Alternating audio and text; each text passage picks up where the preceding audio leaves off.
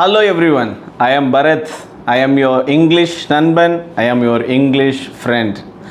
Why am I not able to speak English fluently? இந்த question எல்லாருடைய மனசுலையுமே இருக்குது. ஏன் என்னால் ஃப்ளூவெண்ட்டாக பேச முடியலை? ஒரு சில பேருக்கு நான் இந்த மாதிரி இன்டர்மீடியட் லெவலில் இருக்கேன், அட்வான்ஸ் லெவலில் இருக்கிறவங்க மாதிரி ஃப்ளூவெண்ட்டாக என்னால் ஏன் இன்னும் பேச முடியலை அப்படின்னு நிறைய பேருக்கு கொஸ்டின்ஸ் இருக்குது.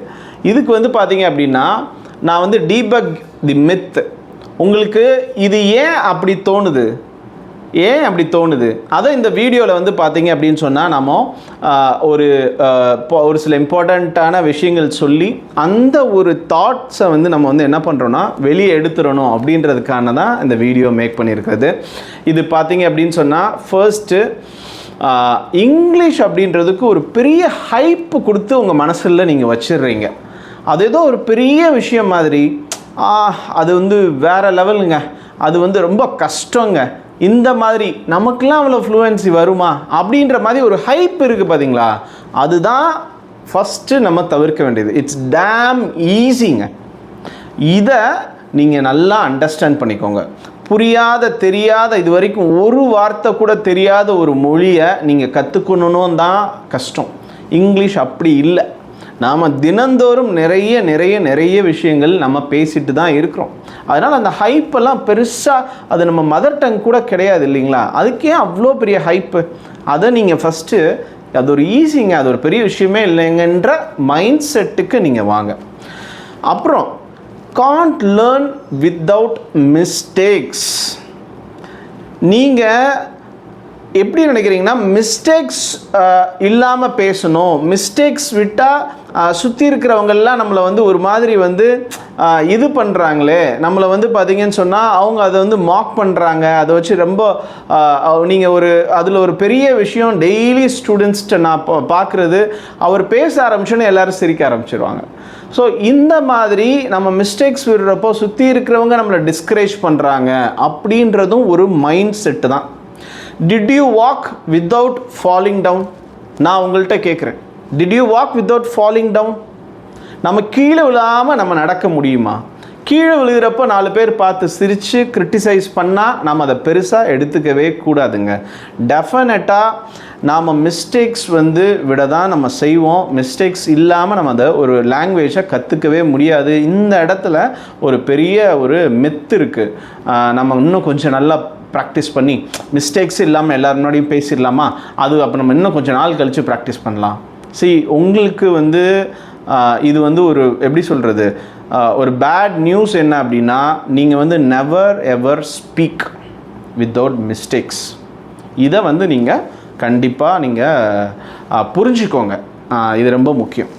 தேர்டு பார்த்தீங்க அப்படின்னு சொன்னால், அதாவது டிமோத்தி அப்படின்றவங்க உலகத்திலேயே எப்படி சொல்கிறது 21 டிஃப்ரெண்ட் லாங்குவேஜஸ், 21 மொழிகள் ஃப்ளூவெண்ட்டாக கம்யூனிகேட் பண்ணுவாங்க.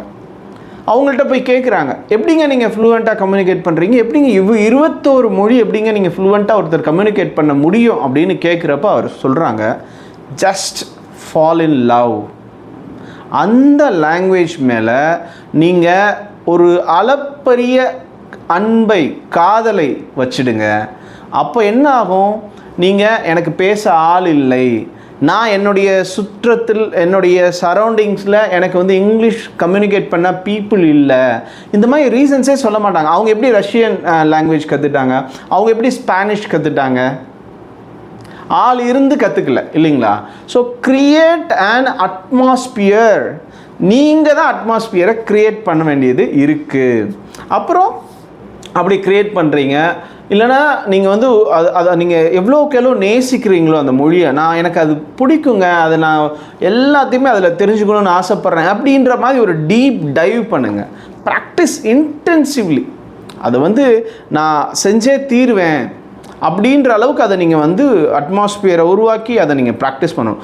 அட்மாஸ்பியரை விட இன்னொரு விஷயம் கூட எனக்கு தெரிஞ்சு என்னுடைய அனுபவத்தில் எங்கள் ஸ்டூடெண்ட்ஸ்கிட்ட நான் சொல்லுவேன் என்னென்னா, willingness, love, interest, need, want, desire எல்லாமே நான் எனக்கு அந்த வில்லிங்னஸ் வேணும். அப்புறம் ஒரு ரைட் ஸ்ட்ராட்டஜி வேணும். இல்லைன்னா 10 நாளில் 20 நாளில் நம்ம திரும்ப என்ன பண்ணிடுவோம், அந்த டிஸ்கம்ஃபர்ட்டை, நமக்கு பிடிக்காத ஒரு விஷயத்தை நம்ம பிரெயின் செய்ய அனுமதிக்காமல் go back to the routine அப்படின்னு புஷ் பண்ணும்.